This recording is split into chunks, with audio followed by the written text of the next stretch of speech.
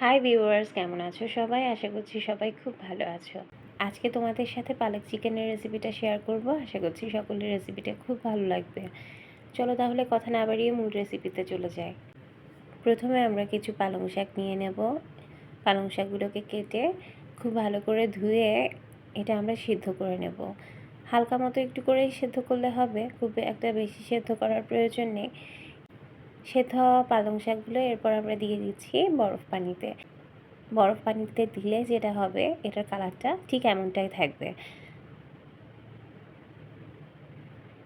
এবার আমরা একটা ব্লেন্ডার জারে দিয়ে পালং শাকের পেস্ট করে নেব। এরপর চলে যাচ্ছি আমরা মূল রেসিপিতে। এবার একটা প্যান নিয়ে নিচ্ছি, দিয়ে দিচ্ছি সামান্য তেল, দিয়ে দিচ্ছি এক টুকরো দারুচিনি, দিয়ে দিচ্ছি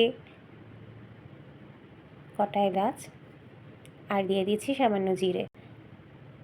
এবার ফোড়ন থেকে একটা খুব ভালো অ্যারোমা চলে এলে আমরা দিয়ে দেব কুচনো পেঁয়াজ। পেঁয়াজ দেওয়ার পরে এটাকে নাড়তে থাকবো আর বাদামি হয়ে আসা পর্যন্ত অপেক্ষা করব। পেঁয়াজ হালকা বাদামি হয়ে এলে আমরা দিয়ে দিচ্ছি চিকেনগুলো। চিকেন হালকা মতো ভাজা হলে তারপর আমরা দিয়ে দিচ্ছি রসুন বাটা, দিয়ে দিচ্ছি আদা বাটা। এবার আবার কিছুক্ষণ এটাকে কষিয়ে নেব। হালকা আদা রসুনের গন্ধ কমে আসলে আমরা দিয়ে দিচ্ছি হলুদ গুঁড়ো, মরিচ গুঁড়ো আর ধনে জিরের গুঁড়ো, দিয়ে দিচ্ছি পরিমাণ মতো নুন।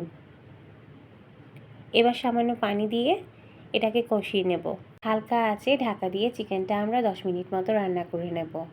চিকেনের সম্পূর্ণ মশলা থেকে যখন তেল ছেড়ে আসবে উপরে, তখন আমরা দিয়ে দিচ্ছি পেস্ট করে রাখা পালং শাক। এবার পালং শাকের পেস্ট দিয়ে খুব ভালো করে নাড়িয়ে চাড়িয়ে হালকা আঁচে এটা আমরা আবার 5 মিনিট মতো রান্না করে নেব। 5 মিনিট পর ফিরে এলাম, আমাদের চিকেনটা সম্পূর্ণ কুক হয়ে গেছে। এবার আমরা উপরে দিয়ে দেব সামান্য গরম মশলা গুঁড়ো।